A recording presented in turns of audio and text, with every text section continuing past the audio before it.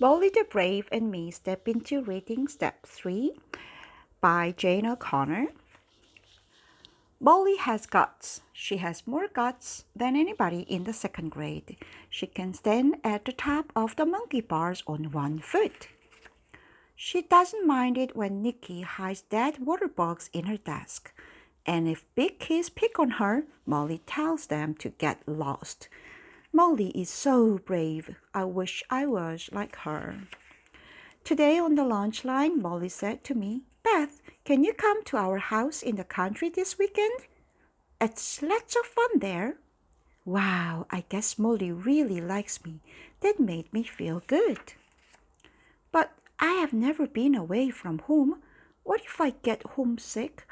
What if they eat stuff I don't like? What if there are lots of wild animals? I was not sure I wanted to go. I sat at a table with Molly. I said, Gee, Molly, it sounds neat, only I don't know if my parents will say yes. That night, Molly's mom called my mom. My mom said yes. So, how could I say no? It was all set. Molly's parents were going to pick me up on Saturday morning. Friday night, I packed my stuff. Later, my mom tucked me in bed. I'm scared I'll miss you, I said. I bet I will cry all the time. Then Molly will think I'm a big baby, and she won't like me anymore. My mom hugged me. You will have fun, and Molly will understand if you are a little homesick. Then my mom kissed me 2 times. One kiss is for tonight, the other is for tomorrow night, when you will be at Molly's house. Molly's parents came early the next morning. I was scared, but I was excited too. Most of all, I did not want to look like a wimp around Molly, so I waved goodbye to my parents and hopped in the back seat. Molly's dog sat between us. This is Butch, said Molly. Right away, Butch started licking me. I'm kind of scared of big dogs. But did I show it? No way! I acted like I loved getting dog spit all over my face. By noon, we got to Molly's house. It sat all alone at the top of a hill. This was once a farm, Molly's mom told me. It's 150 years old. I like new houses. They haven't had time to get any ghosts, but I didn't say that to Molly's mom. Right after lunch, we went berry picking. That sounded like fun. Then I saw all the beetles on the bushes. I did not want to touch them, but Molly just sweated them away. So I gave it a try too. Hey, this is fun, I said. I have never picked fruit before. We ate lots and lots of berries.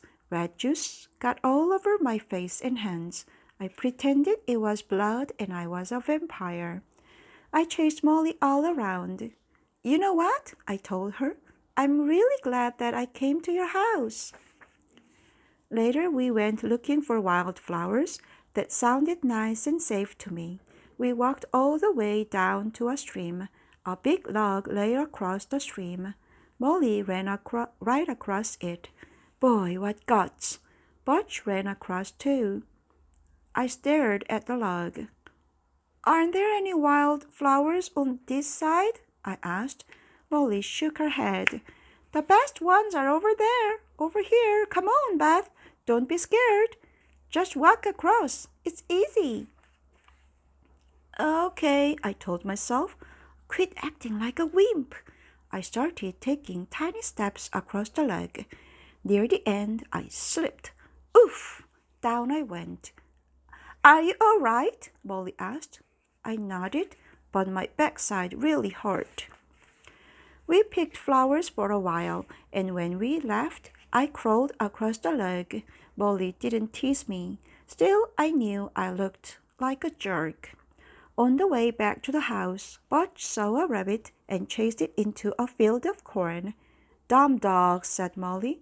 He will never catch that rabbit. We'd better go and find him. Oh, rats, I thought, but I went in after Molly. We followed the sound of Butch's barks. Boy, was that field big!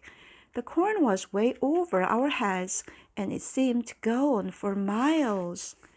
At last we spotted Butch. Molly ran and hugged him. Then she pulled me by the arm. This place is creepy, Molly said. Let's get out of here.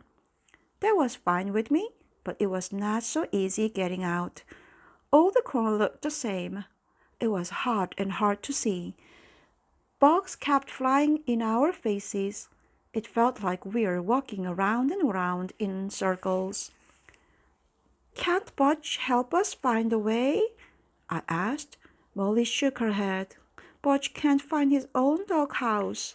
Then Molly started blinking hard, and her nose got all runny. Beth, she said, we're really stuck in here. I'm scared. Molly scared? I could not believe it. I held her hand. Don't be scared, I told her, even though I was scared too. We will get out of here. Then I got an idea. Come on, I told Molly. I started to walk down the space between two rows of corn. I did not make any turns. I stayed in a straight line. Pretend this is a long street, I said. Sooner or later, we'll have to come to the end of it. And at last we did it. Molly and I hugged each other and jumped up and down. Woof, woof, went Butch. Hot stuff, said Molly. You got us out. When we got back to Molly's house, her mother said, Where have you girls been? It's almost time for dinner. Molly told her parents about following Butch into the corn. Then she put her arm around me. I was scared, Steve, Molly told them, but Beth wasn't scared at all. Boy, does she have guts? Guts? Me? I couldn't believe my ears.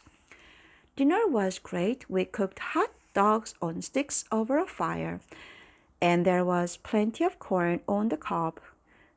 Oh no, not corn, Molly and I shouted together, but we each ate 3 ears anyway.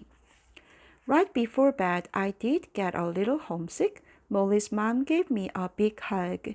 That helped. Then Molly told me I was her best friend. We locked pinkies on it. That helped too. Maybe Molly was right. Maybe I really am a kid of guts.